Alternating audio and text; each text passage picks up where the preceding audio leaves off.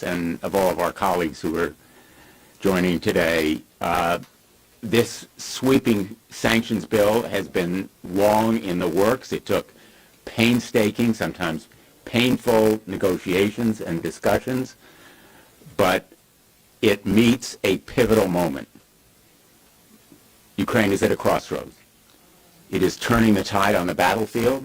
It is reaching deep within Russia in destroying its manufacturing and refining capacity. It's inflicting casualties of more than 30,000 a month, and it is taking back territory. The wind is in its sails, and now is the time for this sweeping sanctions bill. It's been referred to as a tariffs bill, but actually it imposes full blocking sanctions on wide swaths of the Russian economy, including its energy industry, financial industry, defense industrial base, oligarchs, business people, and Vladimir Putin himself. It imposes tariffs that are targeted, narrowly limited to the 5 major purchasers, up to 100%, with waiver authority that is narrowly tailored and constricted. And those 5 major purchasers right now of oil are China, India, Slovakia, Hungary, Azerbaijan. And on gas purchasers, it makes an exception for the purchasers who are buying less than 15% of total Russian natural gas imports and are taking significant steps to reduce their purchases. So our European allies are not targeted here. Very important to understand that we have so narrowly crafted and tailored and targeted this bill to aim at the major Russian purchaser, the purchaser of Russian oil and gas. And we crafted them to make exceptions for our friends and for the aiders of Ukraine. Let me just say, there are other ideas and other legislation pertaining to Ukraine, supporting Ukraine, and we don't reject them if they're complementary. The timing, I think, quicker the better, not only as a tribute to Senator Graham, but also because it matters to Ukraine. I've been to Ukraine 10 times over the last 4 years. And every time I've gone, President Zelensky has said, we need sanctions. No question, they need air defense, Starlink, but sanctions will be a decisive factor in this war. Throttling Putin's economy, stopping the flow of oil and gas revenue, and targeting the countries that are complicit, the bad actors, including the enablers and evaders. It's a complex and long bill, but it is truly a tribute to Senator Graham that we are at this point. And I want to take a moment really to thank his staff, Senator Graham's staff, my staff, all the staffs who've been involved, but I will just say it's an emotional day for many of us who have worked with Senator Graham in airports, in meeting rooms in Ukraine, and I will just close by saying one inescapable memory for me is going to the mass grave in Bucha with Senator Graham on our first trip there together. There were no American military. There was no American embassy. We were there on our own. We visited that mass grave, and I don't know of a more emotional moment in my public life than standing there with Lindsey Graham, seeing in his face and his voice his commitment to this battle for Ukraine's freedom. And I want to thank all of my colleagues who are here today for honoring that fight, which is our fight. Their fight is our fight. If Putin is not stopped in Ukraine, he will keep going against our NATO allies, and we will be on the ground with troops potentially fighting Russia. So thank you for being here, and I now turn it over to my great colleague, Senator Katie Britt.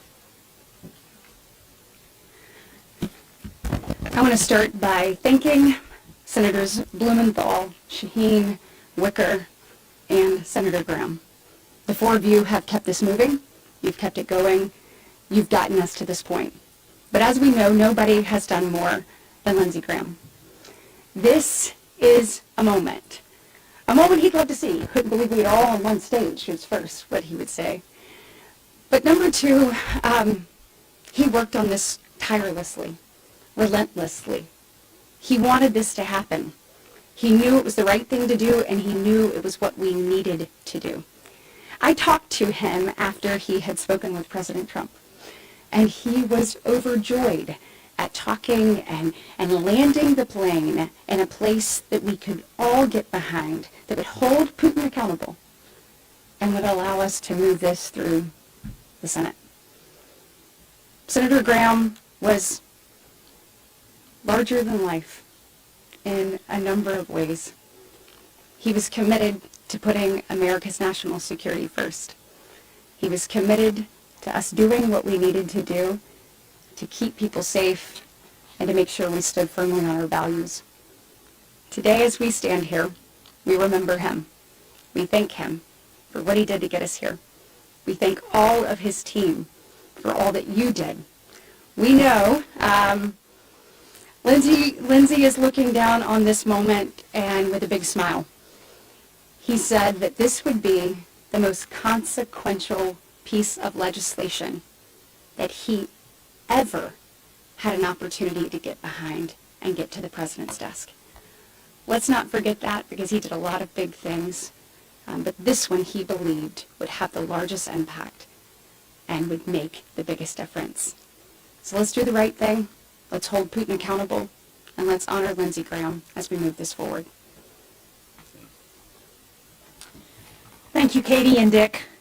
I am so honored to be here with all my colleagues and so many people who weren't able to be here because of timing this afternoon. I had the privilege to travel with Lindsey Graham on what turned out to be his last congressional delegation. We were in Ankara for the NATO summit. We met with President Zelensky. While we were there, we discussed how to end the war in Ukraine. And something, as we all know, that Lindsey was incredibly proud of was securing White House support for this sanctions bill. As Senator Britt just said, when he got that call from the White House that they were going to be on board, he was thrilled because he was a tireless advocate for Ukraine. He knew that Ukrainians stood on the front lines of freedom, and he understood that with this legislation, we can finally put the pressure on Vladimir Putin that's going to get him to the table and make sure that Ukraine wins this war. We know they're extracting heavy human and economic costs for Russia, and unfortunately, if the Kremlin is able to fund its war machine through the sale of oil and gas, it's going to be able to keep going, and that's what this bill is going to do. It's going to stop those purchases. It's going to make clear to everyone that those purchases are going to come with real costs. With the momentum on Ukraine's side, now is the time for us to pass this Graham-Blumenthal sanctions bill. We have a limited window to get this done. As Katie and Dick both said, in his final days, Senator Graham spoke about how he viewed this bill, and it was as one of the most consequential pieces of legislation that he had ever done. There would be no better way for us to honor his memory than to pass this bill immediately and to help realize his vision of a secure and independent Ukraine. I wanted my friend Gene Shaheen to stand up here while I'll just say a word. I've been a colleague of Lindsey Graham's for 32 years. There were some 70 of us elected in 1994. Lindsay and I were the only two remaining. So of that class, I'm the last one standing. I've known this man for 32 years. And I'm willing to say this. This is Lindsey Graham's greatest achievement. When it comes to saving lives, when it comes to ensuring peace for Europe, which had been used to 8 decades of peace and has had it interrupted by Vladimir Putin, this is a seminal achievement, and we salute him on this today. Vladimir Putin is a criminal. He's a war criminal. He's guilty of genocide, and he deserves to be incarcerated, not to be included in the halls of government or diplomacy around Europe. This makes it clear the reason for this, and I'll tell you, Europe doesn't deserve this war. The United States and our allies don't deserve this war. The people of Russia did not deserve this war. This is Vladimir Putin's war. This puts the onus exactly where it is. It doesn't cost the American taxpayer a penny, but we're doing the right thing, and I'm glad to be here, to stand here with Jean Shaheen and my other colleagues, particularly Dick Blumenthal, as one of the 4 co-sponsors of this amendment to legislation, which should move forward very, very soon. Thank you very much. Thanks so much. First of all, let me say that Senator Shaheen and I from the Foreign Relations Committee worked with Senator Graham on this, along with a number of our other colleagues, many of whom weren't on the Foreign Relations Committee, but all have an interest in some way in the lanes they work in, and from other relevant committees. And we've been working on this bill for more than a year. This bill is a combination of input from senators, as you can see, from both sides of the aisle. My contribution, among other issues, was the imposition of sanctions against Russia's illicit shadow fleet of ships that it uses to evade existing sanctions and prop up its energy sector. No more after this bill passes. This bill has been part of the ongoing discussion and strategy with the President to end Russia's war against Ukraine for a long time. Now, given the current circumstances on the ground, it is more important than ever that we move forward and we pass this bill to protect America's interests. Thank you. Thank you. Senator Whitehouse. I can close my eyes up here, and I can see Lindsay here on this stage, engaging with everybody, smiling, happy. It's as real as if he were here to me right now. So I'm happy to have played a small part in this as the wingman to Jean Shaheen and Dick Blumenthal as they worked this through on our side, and of course as Lindsay's friend and cohort in this struggle as well. I'm particularly grateful that the chairman of Armed Services and the chairman of Foreign Relations are both here. That is a very, very strong signal about where this is going to go, and particularly to Chairman Risch for his work on the Shadow Fleet, which is, I think, a huge, huge change. We have the chance with this bill to change the trajectory of the war in Ukraine. And by changing the trajectory of the war in Ukraine, to change the trajectory of history. And all we need to do is to get a time agreement so we can get this onto the Senate floor. After all the troubles, toils, and snares this bill has been through, that should be an easy one, and it has my full support. Thank you, Dick. Thank you. Senator Rosen. Well, I want to thank Senators Blumenthal, Shaheen, everyone here for their leadership and the bipartisan effort. And we wouldn't be here without the tireless work of Lindsey Graham. I was traveled with Lindsey and Senator Whitehouse to Munich Security Conference it seems like just a few months ago. And this was really important to him, national security and working on international issues. And Lindsey would always say, if you give Putin an inch, he'll take it. He was absolutely right. A threat to Ukraine is not just a threat to Ukraine, it's a threat to Europe, it's a threat to the world. And for more than 4 years, Ukraine has fought back against Putin's brutal, unprovoked war, day in and day out, every night. They are a reign of terror. They fought for their own freedom and sovereignty and for the fundamental principle that countries will not be redrawn by force.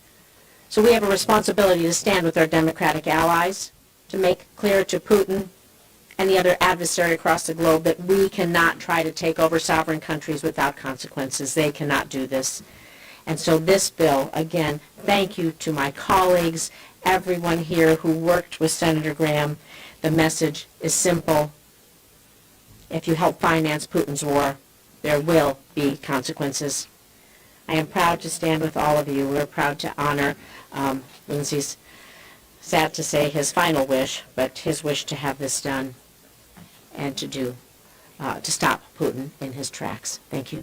Senator Blackburn. Thank you. Last year, Lindsay came to me and he said, I'm going to do a Russian sanctions bill. I said, I'm in.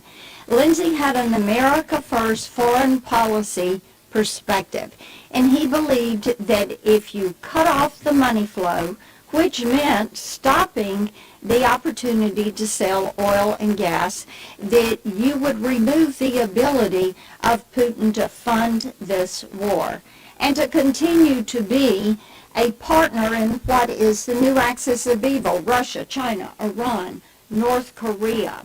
And this is so appropriate that we take this step, that we push this forward. There is an agreement that has been reached. It is bipartisan in nature. The White House is in support. Now is the time for us to do this and to remove the ability of Vladimir Putin to fund this war. Thank you. Senator Ricketts. Oh, I'm sorry, Senator Bennett. Thanks. Thanks, Dick. And Dick, thanks for having me, and we all miss Lindsay today. I know one thing that Lindsey Graham understood very well, which is that the Ukrainian people never asked for this war. That as Roger Wicker said, Vladimir Putin is a tyrant and a criminal, and the Ukrainian people and their soldiers have done more than anybody could have asked of them. These are people that were invaded by a foreign power, and they have risen to the occasion. And the fight is not a fight just for Ukraine. It's a fight for the West. It's a fight for democracy. It's a fight for freedom. They have literally done everything that the world could have asked of them. The American people have been generous supporters of this fight, of the Ukrainian people's fight. We have supported the Ukrainian people with their intelligence, which we've seen from the Intelligence Committee here in the Senate. Now is the opportunity to make sure that the rest of the world is doing absolutely everything it can do to support this fight for freedom. I hope we will put this bill on the floor, Dick, as soon as possible, and I think it will get a commanding result here in the House of Representatives and be signed by the President. Thank you for bringing this together. Senator Ricketts. America is safer when Putin loses. Lindsey Graham was very clear-eyed about the threat Vladimir Putin created for the United States, the threat he was to the United States. And he knew that we are safer with peace through strength. And that's why Senator Graham pushed this bill so hard, to make America safer. This bill will put additional sanctions on Putin, the oligarchs, business people in Russia, banks, the shadow fleet. It will allow the president to put up to 100% tariffs on people who are buying Russian oil, who are supporting the war machine that is terrorizing Ukraine. If Putin were to be successful in Ukraine, he will move on NATO members, and then we will be involved directly in the war. This sanctions bill will allow us to continue to put pressure on Russia so that we can end this war before that happens and make sure Putin loses.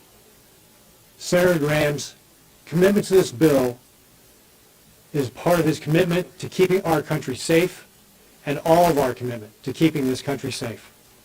And I want to thank all my colleagues who are standing up here and all the ones who are on this bill and support getting this bill passed as quickly as possible so we continue to let Putin know he will not win in Russia. Thank you. Thanks. Senator Moran. Senator Blumenthal, thank you. Thank you to the leaders of this effort. And I'm so honored to be here on the day in which we again reflect upon the life of a United States Senator, our colleague, our friend, our patriot, who had such an interest in making sure that America had a bright future and that we are free from the tyranny that is often surround us around the world. And so it is this day. It's a legacy, certainly, to Lindsey, but I hope it becomes a legacy of this United States Senate, that we have accomplished a goal that matters greatly to our world, to Europe, to our nation, and to our constituents at home. It's easy to say this is a foreign relations issue or an international security issue. That is true, but it's really about taking care of America. To have a bipartisan agreement, to have a White House engagement and support really gives us the chance to finally make the difference in bringing this unjust war, this intrusion by Vladimir Putin into Ukraine to a conclusion. It's frustrating for all of us to work in the environment in which we do. We all want to accomplish more than we're able to accomplish.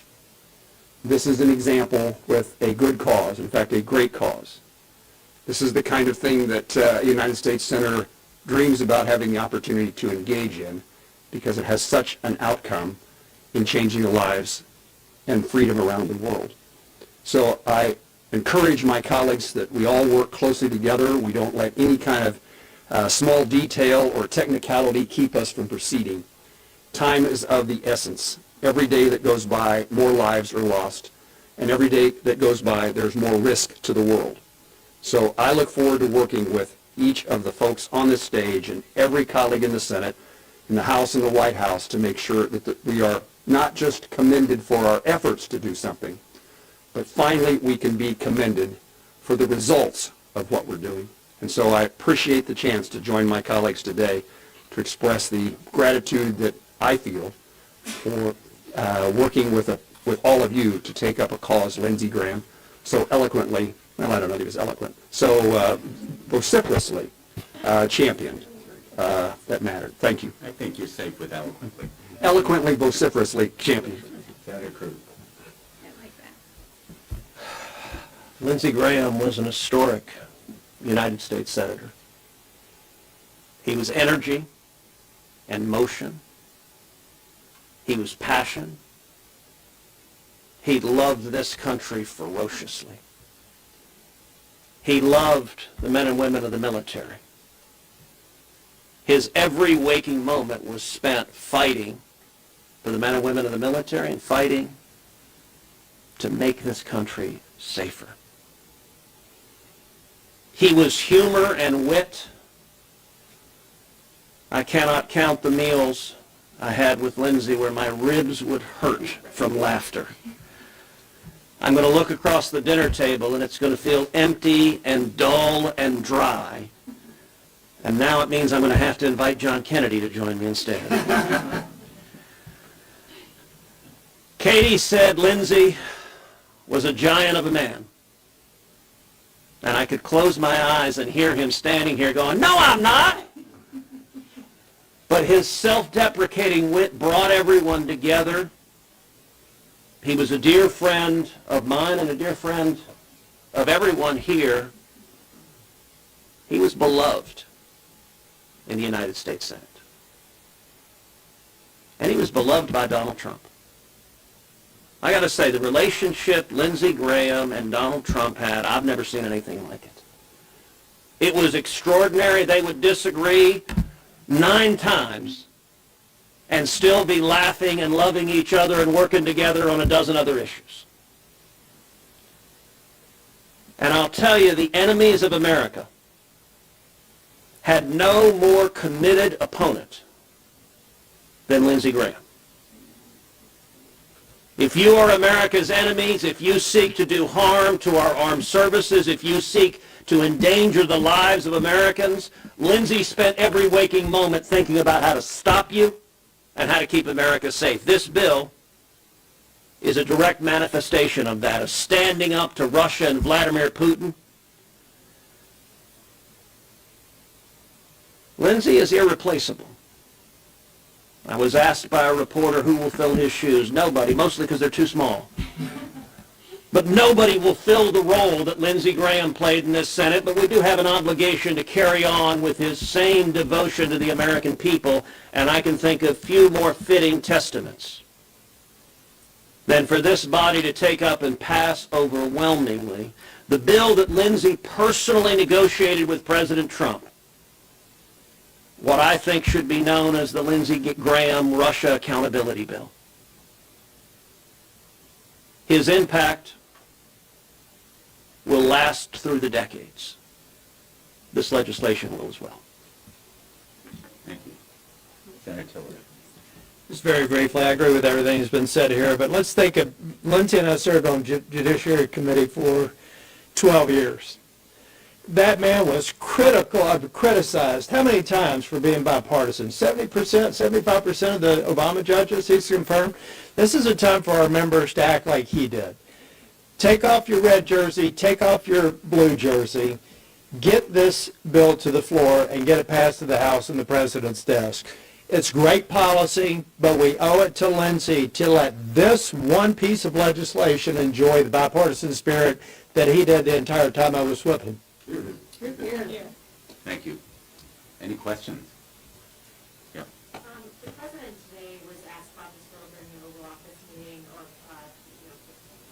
premise of this bill, I guess, and he suggested that perhaps there would be sanctions also related to Iran or Hezbollah attached to this piece of legislation. Is that something that you all have discussed, and is that something that would be considered? With all due respect to the President, he has approved this bill, and we should move forward with this bill rather than opening it, in my view, to other potential targets. If there are other bills that he wants to propose, we'll consider them. But I think this bill has been negotiated over almost 2 years, painstakingly, sometimes painfully, at great length. It's highly technical in a lot of its language. It's complicated, and it will have huge impact, historic difference in a fight that is ongoing where Ukrainians are losing their lives, literally, tonight in Ukraine. The bombs and missiles and drones are hitting civilians, and we need to strengthen Ukraine right away, now, without delay, and move this bill on the floor. Previous iterations of this bill, as you know, have gotten criticism from members of the House, especially House Democrats. Do you have them on board with this as well? Have you talked to your counterparts in the House of Representatives? I have talked to colleagues in the House, and they understand this bill can move. This bill has the President's support. We have it in writing from the administration. Personally, I think there are a lot of aspects of the House bill, the Support Ukraine bill, that are worthwhile and worthy, and none of them are precluded by this bill. They could move forward separately at a different time. But we have a very powerful bipartisan coalition, as evidenced by what you see on this stage. A picture's worth 1,000 words. And it is building even as we speak. So I think that the House will pass as readily as the Senate if we move quickly. Let me just add to that. The House, many of the comments from Democratic House members have been based on the original bill. This is a very different bill. It dramatically narrows the tariff provisions and focuses on those countries that are really funding Russia's war. And so I think when they have a chance to look at this bill, we may see a different response than we saw to the original bill. Yeah. Congratulations on the bill, and all of the tributes to Senator Graham really has helped. So it's very nice to hear. For the tariff rate, it says in the bill that it's a rate greater than 0, but less than 100. What's your expectation for the rate that's going to be imposed on top tax purchasers, given that there's an exemption for like European countries, looking at China, India, maybe sanctions evaders as well? I think the decision about the exact rate will be determined by the United States Trade Representative. We've had extensive discussions with him, and I think it will be set at a level appropriate to discourage strongly China, India, and other major purchasers of Russian oil and gas. And remember that there are reporting and certification requirements from the U.S. trade representatives to the Congress if the rate is lowered. That waiver requirement is in the bill, and it is, again, very narrowly tailored. And just to emphasize a point that Senator Shaheen made, there's a message in this bill. It gives the United States leverage, but it also gives Ukraine leverage. It gives Ukraine critical leverage, hopefully at peace talks, because the ultimate goal here is peace. Nobody wants this war to continue. Nobody wants continued slaughter and bloodshed. And Putin is aiming at civilian targets. He is killing women and children. You see it every day if you watch it. The aim is not to prolong the war. In fact, exactly the opposite. And nobody felt that point stronger than Lindsey Graham. And the rate that's set should bring maximum pressure to bear on Russia and its complicit partners in fueling its war machine. With how much still needs to happen in the Senate and with the legislative calendar, there's so many most passed bills coming up. When do you all think this could actually come up? And have you gotten any assurances from leadership about how quickly you can see it? Well, we've talked to the majority leader, and I'm not going to speak for him, but essentially he has said to us that he's ready to go forward when we have the votes, and I think we have the votes. I understand the value of this as a signal for U.S. support for Ukraine, but past sanctions packages have had difficulty in bringing Russia's wartime economy to a halt.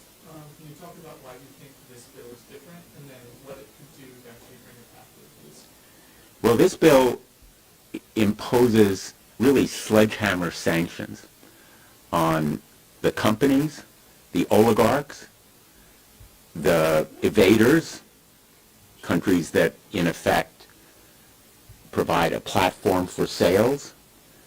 The sanctions piece of this bill is truly scorching. And then there are the tariffs that hold accountable countries that are complicit. 5 major purchasers of Russian oil and gas, and the evaders.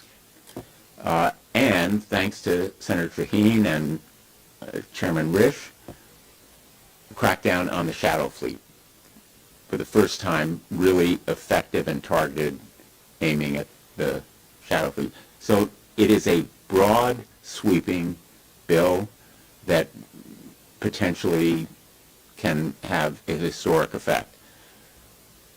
It lacks, and I have to be blunt, it lacks the military aid that many of us feel the United States should be providing. Ukraine is desperate for air defense, and as well longer range weapons platforms. And we've advocated them. Senator Graham and I spent a lot of time, sweat and tears, on advocating for those weapons platforms. And this is the limit of what we can achieve, but it is a bill that will pass, plus it is highly effective and therefore different. One more question. Thank you. Yes. Could I ask you about the concessions or the compromise that you would have to do in order to pursue White House to support your bill? Could you talk about that? And would you be able to pass the bill before August? The White House does support the bill, and I believe it can be passed before August. And I would say that the negotiating points were largely technical, but most important to target the major purchasers. In the original bill, 63 countries potentially could have been tariffed. In this bill, it's 5 oil, 5 gas, and there's some overlap. So it's a very discrete number of countries which I think is to the good. Thank you all so much. Thank you all. Did you submit a scheduling for that? No. Susan scheduled a 10 a.m. Tuesday morning hearing on the supplement. Originally asked that they delay, and she said, she didn't say, her staff said,